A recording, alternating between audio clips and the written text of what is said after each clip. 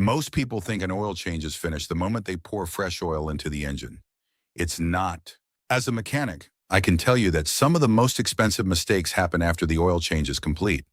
A forgotten leak, a low oil level, or an oil pressure light that doesn't go out can turn a simple service into a very expensive repair.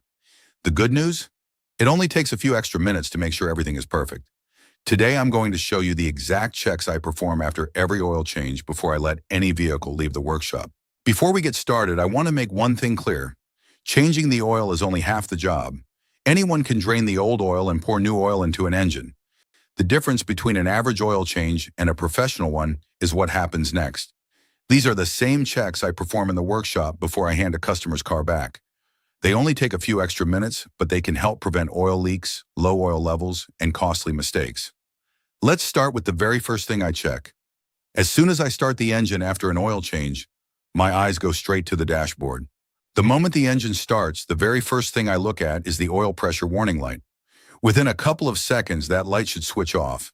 That's your first confirmation that the engine has built oil pressure, and the fresh oil is circulating through the engine and the new oil filter. If the light stays on, don't ignore it.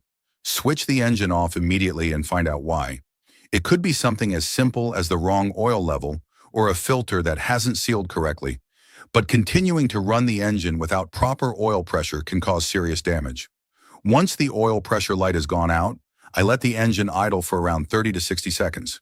This gives the oil time to circulate through the entire engine before I move on to the next check. And this is where a lot of people make their first mistake. While the engine is still idling, I grab a light and get underneath the vehicle. The two places I'm checking are the oil filter and the drain plug. These are the most common places for leaks after an oil service. Even if everything felt tight during installation, this is your chance to confirm it's sealing properly with the engine running and oil pressure built up. I'm not just looking for a puddle of oil. Even a small drip or a fresh film of oil around the filter or drain plug is a sign that something isn't right. If I find a leak, I switch the engine off immediately and fix the problem before the vehicle goes anywhere. It only takes a minute to check, but it could prevent the engine from losing oil on the road or a customer coming back with a complaint. Once I'm happy there are no leaks, I switch the engine off and let the vehicle sit for a few minutes. And that's because there's one more thing I never trust until I check it myself. After I've confirmed there are no leaks, I switch the engine off and wait a few minutes. This gives the oil enough time to drain back into the sump, allowing me to get an accurate reading on the dipstick. Now I remove the dipstick, wipe it clean, insert it all the way back in, and check the oil level. If it's below the full mark, I top it up a little at a time until it reaches the correct level. The key here is not to rush. It's much easier to add a small amount of oil than it is to drain excess oil because you've overfilled the engine.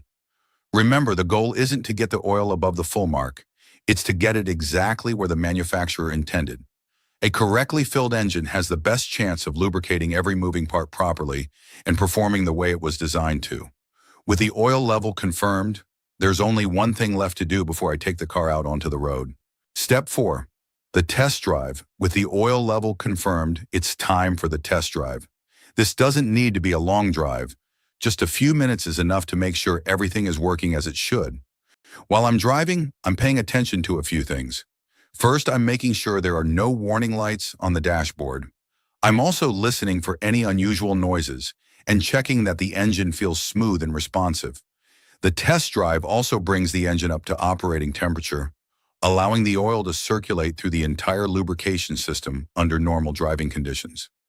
If something isn't right, I'd much rather find it now than have it become a problem once the customer is back on the road. Once the test drive is complete, I don't just park the car and call the job finished.